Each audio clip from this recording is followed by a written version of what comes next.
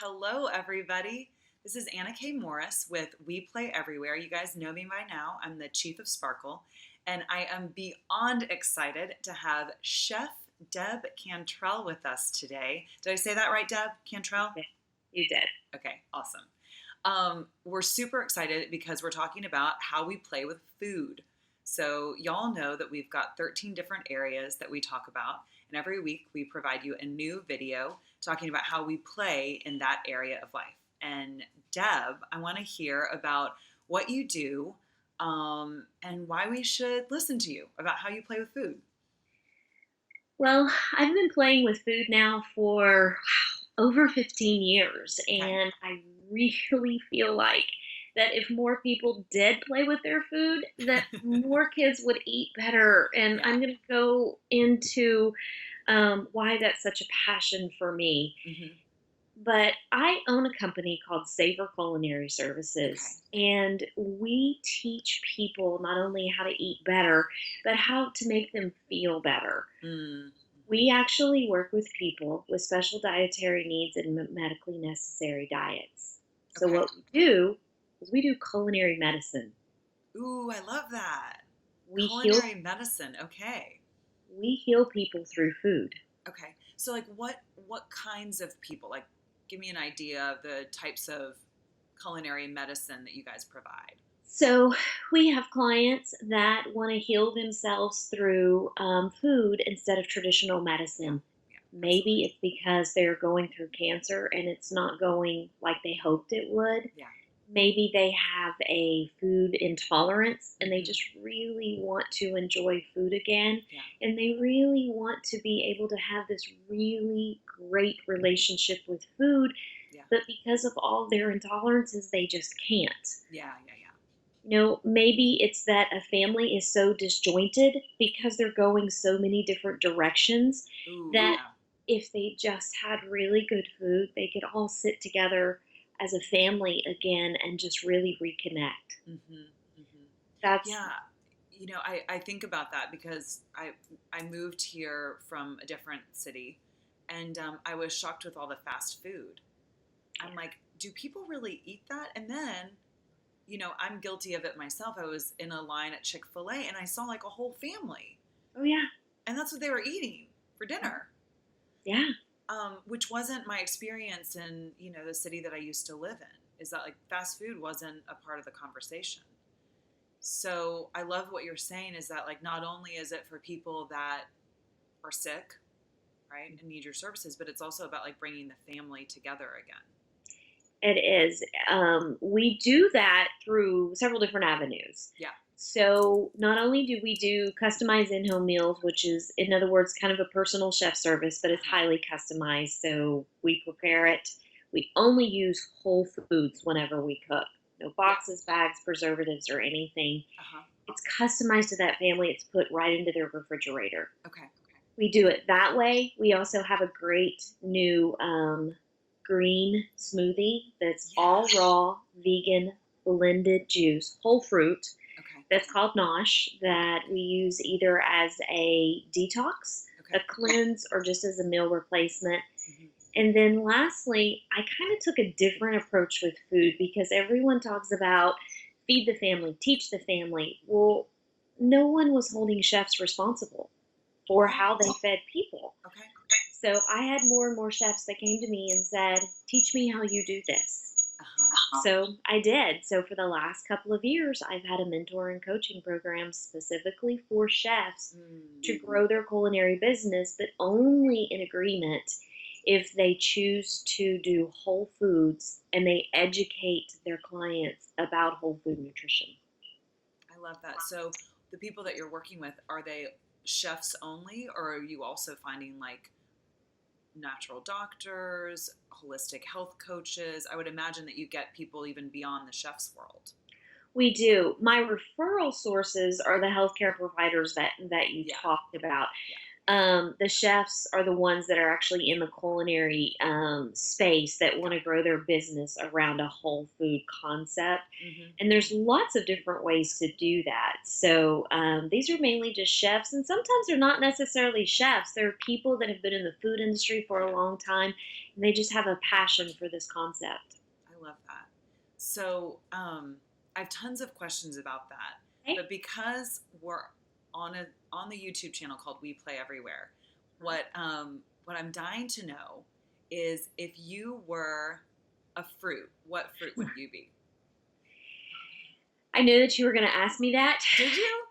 Because I didn't even put that in the questions. Actually, I just was like, I really want to know what fruit you would be. So, honestly, I have a very edgy side to me. So when Which I'm I around love. when I'm around a bunch of chefs, I'm the one in leather pants, black heels, and like a hot pink chef coat. Yes, I love it. So, because I am a kind of a disruptor in what I Yes. do because I don't do traditional food Uh huh. and I don't do traditional culinary. Okay. Um, You're a the renegade. yeah, Yeah. yeah. That's why I like you. I've told that quite a bit. I'm either very much invited to certain things or very much not Yes. Well, what I invited. say to people is that like there's no people don't feel indifferent about me. You Yep. either love me or you can't stand me. Yep. And that's about all there is. So I totally get that. Yeah. So if I had to pick one fruit, honestly, I would have to pick an apple, and Okay. here's why. Why? If you've ever, because apples, I mean, Oh, you have one. I love I do. it. The cool thing about apples is they all have different colors. Okay. They kind of all have different textures, Hmm. but Gwyneth Paltrow named her daughter Apple. Yes, I think we all know that by now. Everyone gave her such a hard time about naming her daughter Apple. Yep. One of the things she said that has always stuck with me as a chef Hmm. is there's nothing more on the face of the planet that is a symbol for wholesomeness and purity and health Hmm. than an apple. Okay. And So are you saying that you're wholesome? I'm not, as a person, I'm not saying that I'm wholesome. Okay, good. What I'm saying is whenever people think of an apple, it automatically means love. Yeah, I would agree with And that. it, and it means caring Hmm. and it means healing. Hmm. So if I had to choose one fruit, it would have to be an apple because I don't take what I do lightly at all. Okay. Yeah. There is very much a caring aspect to it and a whole loving approach to what I do. Hmm. Just because my personality is very edgy, my core is very much what that apple symbolizes. Yeah. Yeah. I love that. So how did you get into that? Like, you know, I would say that most people frequently do not play with their food. Like it's an area of life that when I really look at like the 13 pillars of We Play Everywhere, Yes. um, people by and large are not playing with food. Like there's like this heaviness around it. People have some crazy addictions that they're unwilling to take a look at. We'll have conversations about like sex, drugs, and alcohol, but we won't have conversations about you are majorly addicted to white flour, Oh, yeah. right? Mhm. So, how is it that you became playful with food and then wanted to share that with others? So I remember standing in my mom's kitchen when I was about 6 years old. I Mhm. still remember the color of the tile. It's Mhm. that harvest gold, Yeah, linoleum type of stuff. yeah. And my mom's always been very, very tiny and had a different relationship with food. Hmm. And I remember turning to her. I looked up and I said, "Mom, I think I'm going to be a chef when I grow up." How old were you? 6, Yeah. 6. And I remember she turned to me and said, "Why would you want to do that? You'll never make any money with it." Yeah. And I thought, really? I just remember thinking, well, even at 6, why would you say that?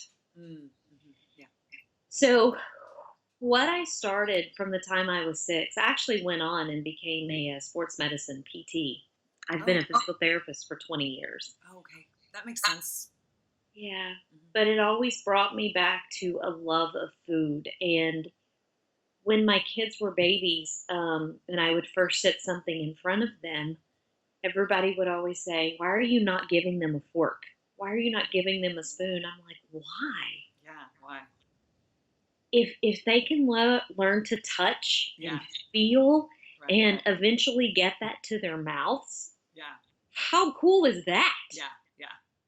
I mean, my son had so much fun with his food when he was a baby that I had to give him a bath after every meal. It was there, and I loved it. Yeah.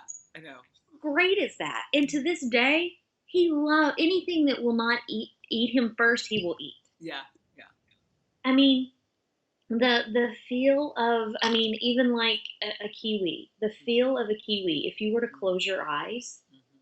I mean, or even the feel of, peach fuzz, or the Mm. feel of, Halloween whenever you like make pasta and let it dry out and, tell kids to close their hands and, it feels like brains or whatever when you Right. see. Right. Right. Yeah. So much fun. Yeah. I think that people get too uptight Yeah. about food. I mean, there's more than there's more to it than it's just food, but at the end of the day, it is just food. I mean, Yeah. it's meant to be enjoyed and experienced. Mm. That's I really wish people would lighten up sometimes around food. I really do. Yeah, I love what you're saying. I have a dear, dear friend of mine. He's an ex-boyfriend, Hmm. and I can remember getting like a roasted chicken Yeah. and him eating it with his hands. Hmm. And I was like, "What are you doing?" Here I am, like this proper Southern girl living in New York City, and I've got a boyfriend who's eating chicken with his hands. So Yeah. I'm mortified. I'm like, "What are you doing? You can't do that." Right? Because I was more like your mom at that point. And he said, "Yeah, but Anna, like, doesn't meat always taste better with your hands?" And I'll never forget that statement. Now, I'm not necessarily condoning a whole bunch of meat eating, but Oh, it started a conversation of like, what would it be like to eat with my hands? And now, like, if given the option, I will always choose to eat with my hands. It's just my more husband. fun. My husband's very much like you, and well, like you were. And the Mhm. first time we sat down to dinner together, we were just dating, Yeah. and there was this great deal of fruit and all these great finger foods. And he's this proper man, and he was getting his knife and his fork out, and I'm doing this, and he's like, "Does that not bother you for it to touch your fingers?" I'm like, "Have you ever tried it?" He's like, "I just can't do that." Yeah, yeah, yeah, yeah, So the other day, I gave him a hard time because he was eating like this oatmeal bar, and he was peeling back, and I was like, just touch it with your hand, touch it with your fingers, just touch it." He's like, "I can't do it," and I'm like, "You have to, just this once." And he was like, "Oh," oh my gosh, oh my gosh. So yeah, I mean, popsicles are meant to run down your Oh hands, God. and Yeah. you know fried chicken is meant to be sticky, and I Yeah. mean it's just food is meant to be enjoyed on so many levels. Hmm. Hmm. It just is. I mean, there's colors and textures and flavors for a reason, Yeah. for a whole reason. It's amazing. So Yeah. It's funny. Like every time I eat, I pull back my hair. Like I yes. don't know what I think I'm gonna do, but it's like, oh, got to pull my hair back. Like it's gonna get really messy in here.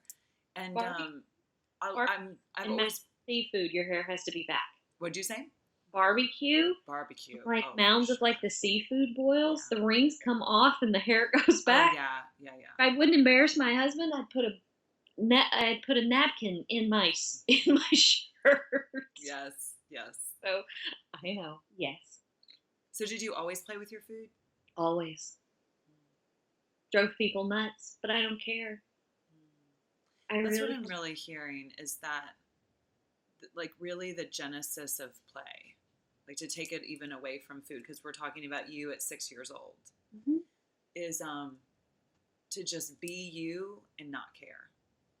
And it's funny how the years go by in our life and the caring increases and increases until I know for me, it was like, I don't know who I am because I care so much Hmm. that people would ask me, this is years ago, like, what makes you happy? And I would almost have a panic attack because I'm like, I don't know. Why are you asking me that? You know? And it was in that relationship, um, where my ex was so self-expressed, and he was so self-expressed through food. I can remember getting an ice cream cone with him, and it would run down his hand, and like the ice cream would be everywhere, and I would be mortified. It's like Yeah. we're on a street in New York, and he's got like ice cream everywhere, and I was like, oh my god, what are you doing? And he's like, that's the only way to eat ice cream, like, you just got to let it get messy and like drip everywhere. And it's because he just was being who he is. And it Yes. really inspired me to start looking at who am I and how do I want to eat food. It's funny having dinner with somebody. You can really tell what type of person they are, and you don't have to have a conversation with them at all. Ooh, tell me more. Well, it's a lot of times whenever you go to dinner with a colleague or a friend Mm-hmm. or a business partner, everything from the way they struggle with their silverware to the when do they put their napkin in their lap? Do Yeah, they ever put their napkin in their lap? right. The way they struggle to order their food. Mm, So is it just that I love having dinner with people where it is um, whenever we sat down and they're like, okay, well, I like this, but could you remove that? And then could ugh, you add this? And then, but I don't really like that. And could you substitute? And then the other people that says, you order for me. yeah, that's me. Whatever you want, you order for me. Hmm. Hmm. So it's always fascinating. And then whenever they do get their plate of food, like I love it when people order pizza Oh, because okay. if I'm in a restaurant, I'm like, are they going to eat that with a fork and a knife? Yeah, Or are they going to bring their face to that plate? I mean, what's the difference here? yeah, yeah. And it's fascinating to watch those people, and usually you can tell who people are very charismatic and upbeat and just have this really happy life, and they're like, bring it on, it's fine. And then there's those people that's like, my knife is dirty. And you're like, Oh, wow. So yeah. Yeah. Well, it's funny because I'm like, bring it on. Like, I will never eat pizza with a fork and knife. Like, yeah. that's just tragedy to me personally. And my husband is the son of a health food inspector, uh, and my mom teaches 3-year-olds where like she's blowing off the dog hair on everything and yes. feeding it to us, right? Yes. So like I'm drinking milk that's like expired by a few weeks, but it tastes pretty fine. So, Yeah. like we just have totally different. And it's funny because he'll do that. Like I'll drop something on the floor at a restaurant, and if I pick it up fast enough, it's like it's fine. Just wipe it off. And he's mortified. And and the more we're around each other, I'm not bending his way, right? He's starting to slowly bend. Like he's not looking at all the dates, mostly because like I take the dates off. Sometimes I'm like, why don't you just smell it? Like, Yeah. take a little bite, and if it makes you sick, don't eat Yeah. it. Tastes funny. Throw it away. Yeah, Yeah. but like carrots go well past the expiration date. I didn't even realize there was as many expiration dates on Yeah. things as I did until my husband came along, and then I thought, I didn't even know there was an expiration date on that. No, me too. I know, I'm the same way. Yeah, I mean, but I've had all the, food managers and, all that stuff. And of course, for our clients, we're very, very particular about expiration dates and, all those other things. But then again, we don't have to worry about it too much because we You're using prepare whole stuff everything anyway. fresh Yeah, that yeah, morning. yeah. So we don't have anything left over to spoil. Right. But yeah, it was my husband is very much like that. But you know the thing about it is I had to teach him how to play. Yeah. It's it is so ironic to put kind of two and two together, kind of the uptightness around food. Hmm. And and I told him, I said, I'm going to teach you how to play. He goes, I play. I said, no, you don't have a clue how to play. Yeah. And Yeah. the first time I made him take his shoes off at the beach, and I'm like, you're walking in the sand, in the wet sand, without your shoes on. And he's like, no, I'm not. I'm like, oh He yeah, was you gonna are. have his shoes on. Oh yeah. He didn't grow up with a concept of play. His parents were very, Yeah. you're going to do your chores, you're going to do your homework, and then Yeah. we're going to do this, and we're going to do everything was very. Yeah. And I thought that's not going to work out well for me. Mm-hmm. Mm-mm. I like when my kids were little. I always used to kid them that they got so dirty playing outside that I was going to have to put a filter on the drain. It's fine with me. I remember getting hosed off. Like I remember our mom would lock us outside, and there was a downstairs shower, and it was like shower before you come in, or she would literally just like hose us off. Yep. And that's no problem. We live near the beach, like we're always filthy, and it was great. Yeah. That's it. I think it's so funny. I always tell my husband, I said, if more people would learn to take a page out of a toddler's playbook. I was just telling my son this the other day. I said, what would happen if grown-ups walked to each other in a social situation and said, "Want to be my friend?" And the other one Keep it. said, "Sure. What do you want to play?" "Whatever you want to play. Let's just go play." And they were instantly best friends.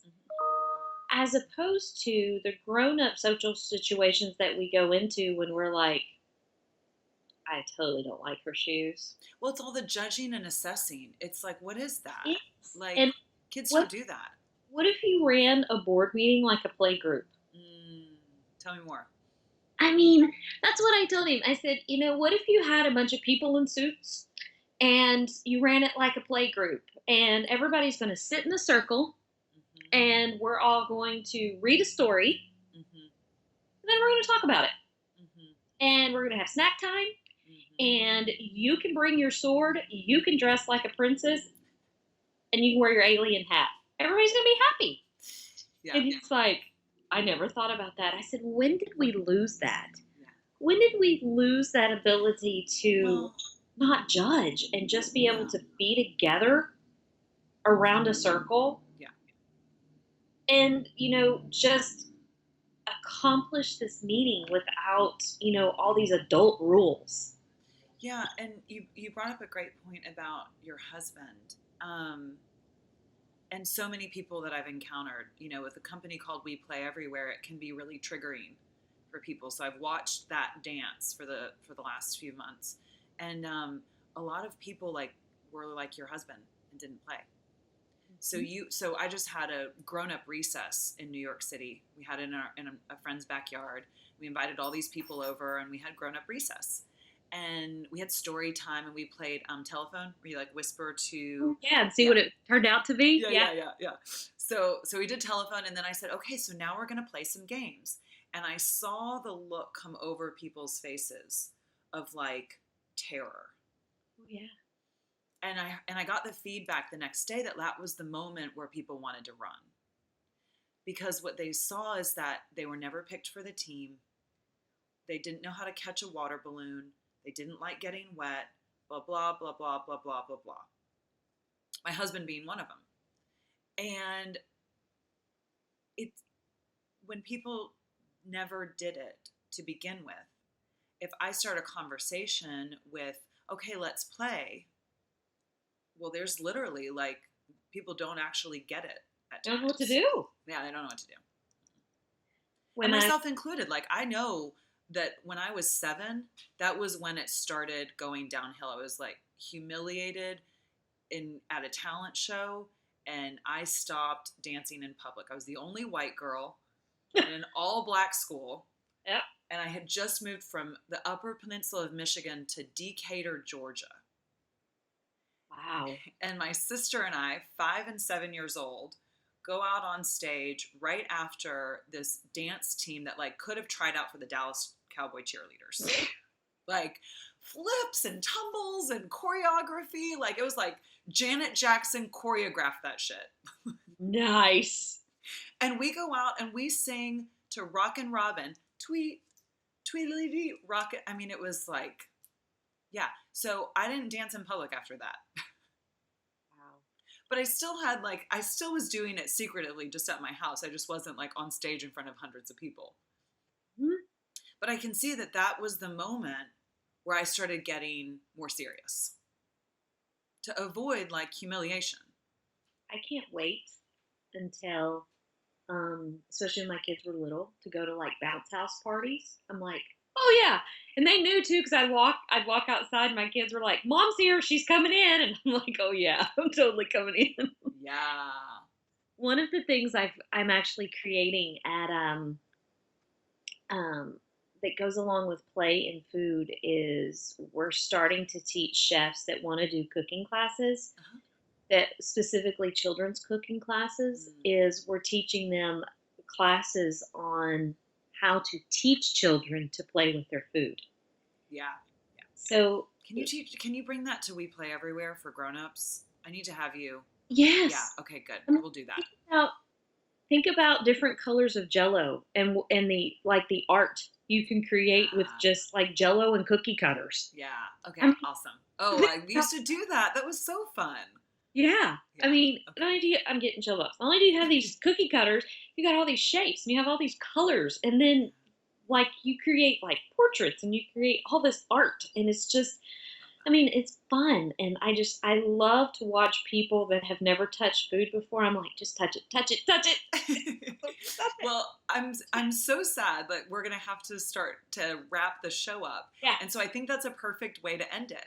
Is to go out and touch your food. Oh yeah. Yeah. Eat spaghetti without a fork and knife sometime. What? I know. I know that people are gonna watch this and go, she's lost her mind. If you are still watching, that's your homework assignment. We love to give homework at We Play Everywhere. So your homework is to go touch your food, and for bonus, eat your spaghetti without a fork. Just a Yes. bite, just a bite. What's your husband's name? Dawn. Dawn. That's your homework, Dawn. That's your homework, Derek. Our husbands. You think Yeah. Dawn's going to do it? I think that it will probably take him about 30 minutes to take one bite. I'll Okay. get him to take one though, Okay, but then good. he'll ask for a napkin directly afterwards. So he's like, I think we may video this. I think we may want to have this as documented. So when I do this with Derek, I'll be sending you the video. We may just post it on YouTube. Who knows? This needs to be like, instead of the what is that, ice bucket challenge, just like the spaghetti challenge. I love that. I love that. For the like tactically food averse is what needs to happen. It's like, The like afraid of getting dirty people, right? yes, Yeah. yes, but can you imagine how much fun that's going to be? Oh my gosh, I love it. New challenge. New challenge. Way better than ice bucket, by the way. I never wanted to do that. Oh, it's just called. I'm gonna send you a video. I'm Yeah. gonna make spaghetti's Don's favorite, and I'm not gonna put a fork beside him or a knife because he has to like cut it up so it's bite-sized pieces so it doesn't get on his face. And I'm gonna like hide the forks and the knives, and I'm gonna video you. You have to take a bite without using anything, and literally, it will take him a bit. You will watch this horror. I love it. It's happening. That's your homework, people. Okay, Deb, this was amazing. I'm gonna go play with my food now. I'm not gonna Oh, eat spaghetti, but I am gonna eat an egg sandwich okay. with Well, my hands. that's safe. Then move on to something goopy like Something chocolate goopy. pudding. I love it. I'm gonna end real quickly. So my sister just spent 8 months in India, and her boyfriend had spent a lot of time in India, and he says, like, isn't it great? Like the food here really lends itself to not using a fork and knife. And my sister is like, are you kidding me? It's like soupy, soupy, soupy. But to him, it's like, this is just great. And for her, it was not that experience, but she did start to let go the longer she was there. That says a lot about people that don't want to touch their food. Yeah. Go touch your food, people. Yes, go touch your food, people. Okay, Deb, this has been amazing. Thank you. I love you. And we'll see you again soon to go play with food more. Absolutely. Okay, bye, guys. See you next week.